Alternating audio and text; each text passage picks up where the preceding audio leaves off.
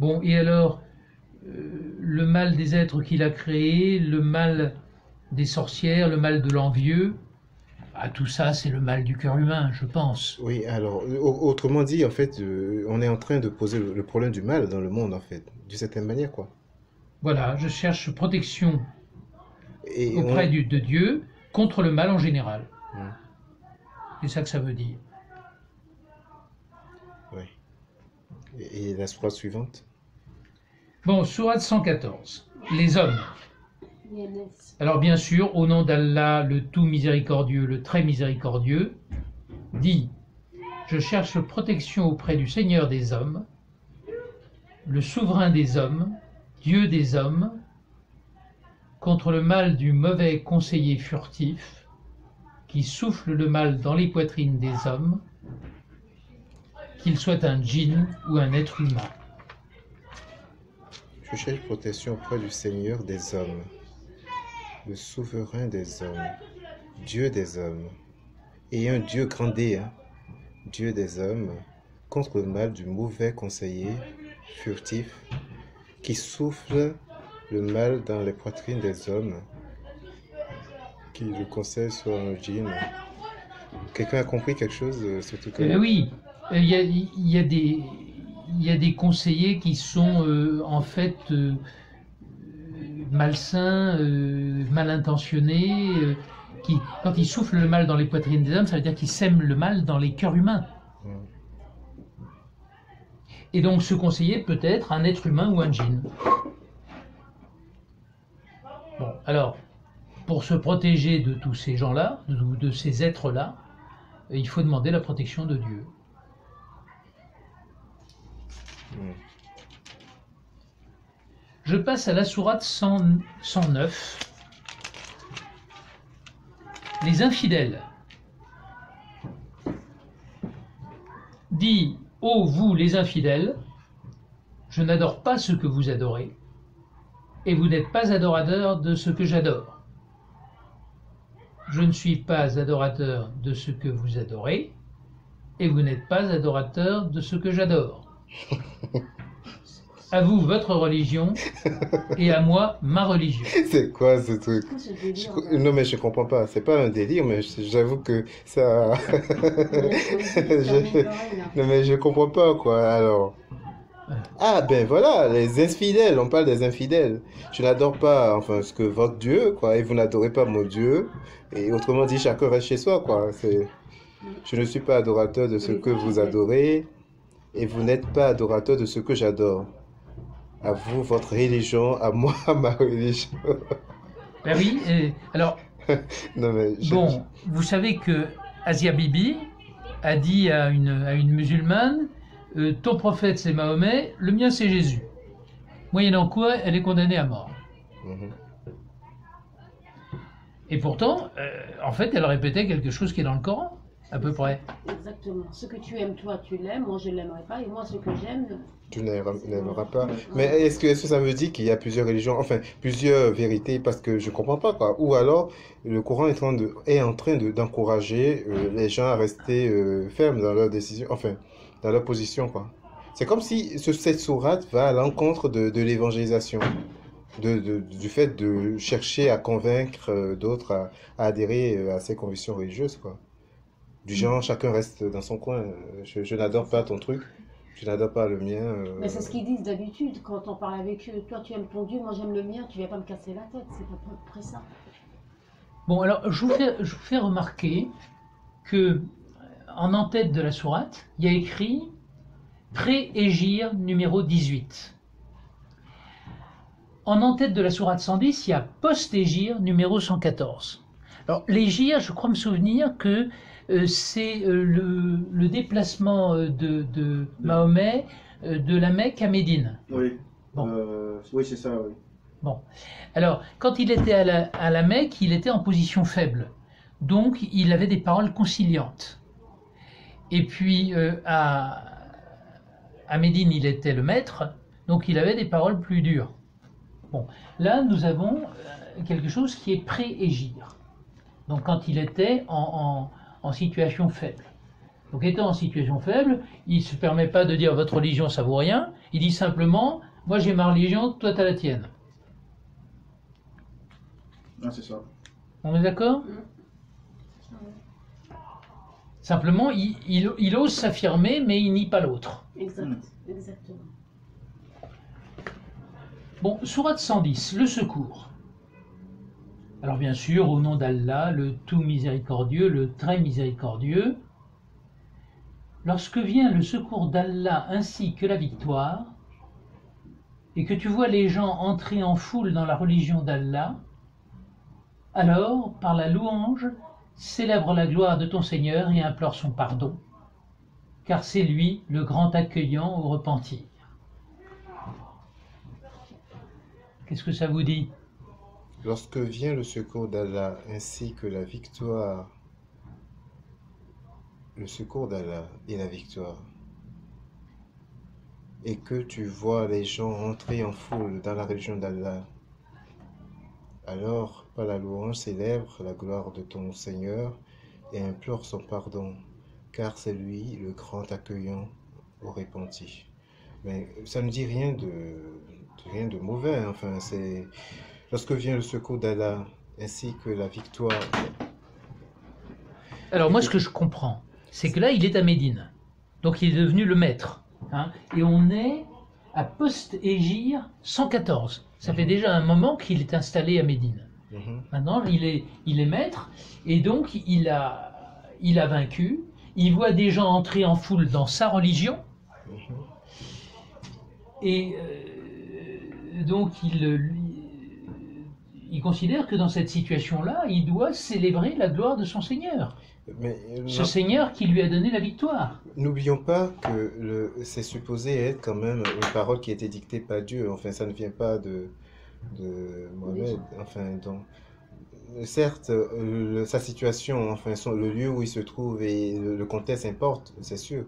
Mais là, on est en train de... C'est comme si c'est Dieu qui est en train de dire cela, enfin, d'annoncer que lorsque vient le secours, son secours, ainsi que la victoire, enfin, autrement dit sa victoire sur le mal, je suppose, et que nous verrons entrer en foule dans sa religion, enfin dans la religion qu'il a instaurée, des gens, alors par la louange, il faudrait que nous célébrions en fait la gloire de Dieu et que nous implorons son pardon, car c'est lui le grand accueillant du repenti.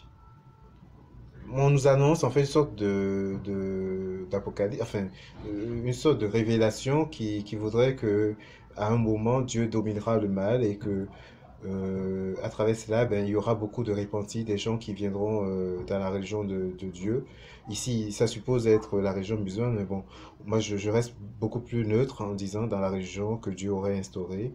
Et en voyant cela, la seule chose à faire, ce serait justement de louer le Seigneur, de se ranger du côté des bons, quoi. Enfin, louer le Seigneur pour bénéficier de sa grâce et pouvoir faire partie de ces gens-là qui seront accueillis. Qu'est-ce que vous pensez de ça? Bon, alors si c'est Dieu qui parle, en gros, il dit à Mahomet, je t'ai donné la victoire, je fais entrer une foule de gens dans la religion que je t'ai chargé de créer, alors rends-moi des grâces, rends-moi grâce, célèbre ma louange et implore mon pardon.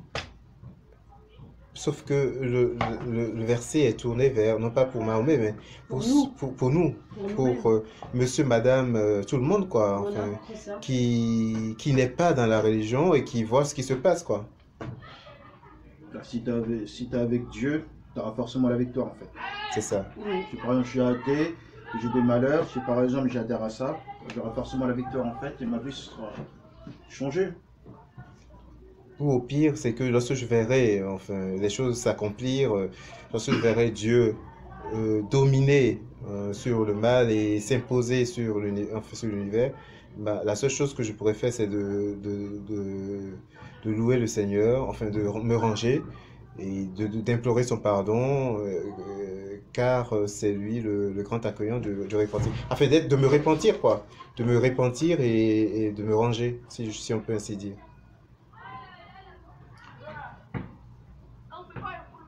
Qu'est-ce que vous en pensez? Bon ben, je sais pas, ça me paraît tellement clair. C'est clair, de toute façon. Après, Ça vous paraît clair aussi? pour moi, oui. C'est pour un Dieu, si je crois à ce Dieu-là, qui me dit qu'il faut en croire en lui pour avoir la victoire, bah, on dit que si par exemple je suis bouddhiste par exemple, ou de la religion hindoue, voilà, bah, j'aurai pas forcément la victoire en fait. Est-ce que d'une certaine manière, ça ne rejoint pas les enseignements des chrétiens? Enfin, C'est-à-dire que je tu pense as, que même dans tu la as le Bible, pardon, tu as tout dedans, c'est ça? Si tu rejoins dans la la Bible, religion d'Allah, tu aurais le pardon, tu aurais... si tu rejoins la religion d'Allah, tu feras partie des vainqueurs. Enfin, parce que Allah vaincra le mal, en fait. Donc, est-ce que ça ne rejoint pas de cette manière ce qu'enseigne la Bible aussi? On sait que, on dit, le Seigneur reviendra au dernier moment, que Jésus reviendra au dernier moment et que qu'il qu'il qu'il vaincra le mal, quoi. Qu'il vaincra l'Antichrist et qui dominera le mal. Enfin, qu'est-ce Qui que... viendra nous juger, tu veux dire. C'est à peu près ça. Tu veux pas une chaise? Que périssent les deux mains d'Abu Lahab et que lui-même périsse. Sa fortune ne lui sert à rien, ni ce qu'il a acquis. Il sera brûlé dans un feu plein de flammes. De même, sa femme, la porteuse de bois, a son cou une corde de fibres. Il est mal barré celui-là. Bon, C'est qui ce... alors en dessous, là, il y a un renvoi. Abu Lahab était un des oncles de Muhammad, Ah, un des pires ennemis de l'islam. attendez, s'il est l'oncle du prophète et on le traite qu'ainsi, il y a un problème, quoi.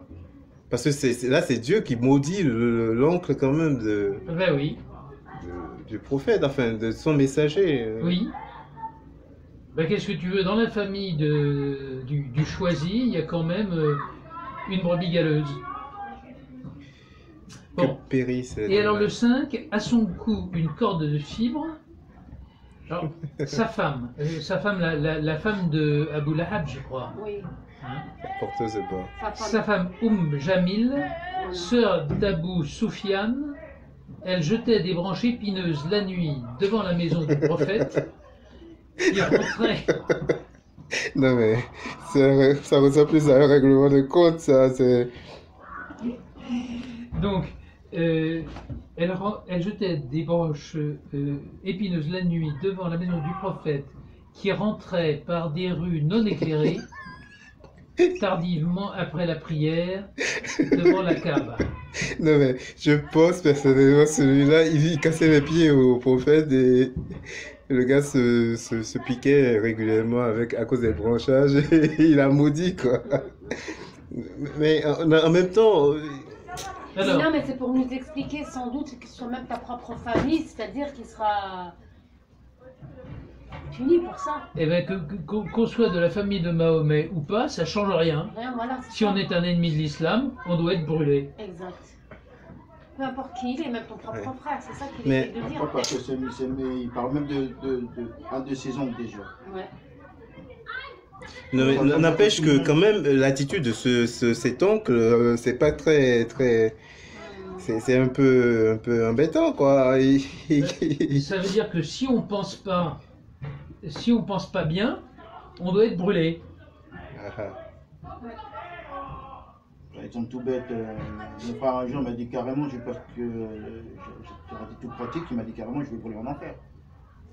Et que lui et moi on fait partie de la même famille, quoi. Ouais. Et maintenant je lis ça, maintenant je comprends le. Je savais pourquoi, mais maintenant que j'ai lu ça, je comprends largement mieux. D'où l'intérêt de le lire, de lire, d'où l'intérêt de lire. Mais en fait, en même temps, non, mais moi je me pose quand même un problème. N'oublions pas que dans la préface, on a dit clairement que le livre est incréé, qu'il est transmis. Voilà que Dieu se met à régler des affaires familiaux. Enfin, Dieu qui devrait statuer sur un petit différend entre Mahomet et son oncle qui lui casse les pieds, c'est quand même un peu embêtant, non? Je sais pas, j'ai comme l'impression que Dieu passe à côté de l'essentiel et il vient régler même les petits détails. Ben, je pense en effet que c'est Mahomet qui règle ses affaires personnelles en disant que c'est Dieu qui les a dites. Mais c'est dans le Coran, quoi. Et c'est supposé ne pas être la parole de Mahomet, mais celui de Dieu, quoi. C'est les paroles de Dieu. Là, c'est quand même ambigu, quoi. Et si par exemple c'est Dieu, il dit ça pour tout le monde, il va pas régler une affaire familiale. En plus, oui, ça ne concerne pas tout le monde, ça concerne deux personnes, Mahomet et son oncle, quoi. On a même le nom de la personne, alors, donc là, c'est que, ah mais, oui, mais on a le nom de la personne, quoi. Donc, autrement dit, Dieu s'adresse, il est en train de maudire quelqu'un, quoi. Et C'est-à-dire qu'il va brûler vif parce que l'oncle de Mohamed ne veut pas rentrer dans l'islam, alors il va le brûler que pour ça.